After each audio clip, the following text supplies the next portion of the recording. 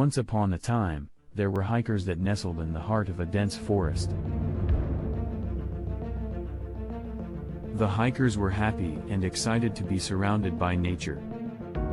However, they started experiencing strange and eerie occurrences. The more experienced hikers tried to calm the newer hikers, but the strange incidents continued.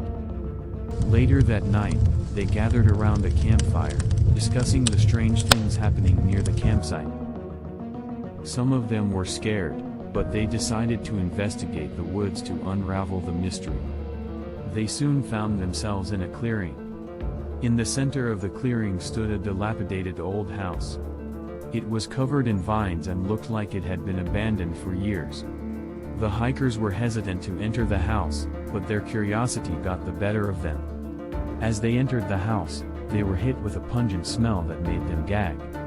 The floorboards creaked under their feet, and the walls were covered in cobwebs. Suddenly, they heard a noise coming from upstairs. They slowly climbed the stairs, and as they reached the top, they saw a figure standing in the shadows. The figure was tall and lanky, with long, bony fingers. Its face was covered in a black mask, and it carried a large, sharp knife. The hikers froze in fear, and the figure started to move towards them. They turned around to flee, but the doors and windows were locked. The figure caught up with them in no time, and they realized that they were trapped. The figure started to laugh a low, menacing laugh, and they knew that they were in grave danger. They tried to fight back, but the figure was too strong. One by one, the hikers fell to the figure's blade.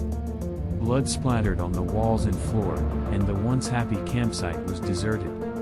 The figure disappeared into the night, and the bodies were left to rot in the abandoned house. The news of the hikers' demise spread far and wide, and people stopped venturing into the woods. The bodies were never found, and the campsite was forgotten. However, some say that on dark and stormy nights, you can still hear the hikers' screams coming from the abandoned house.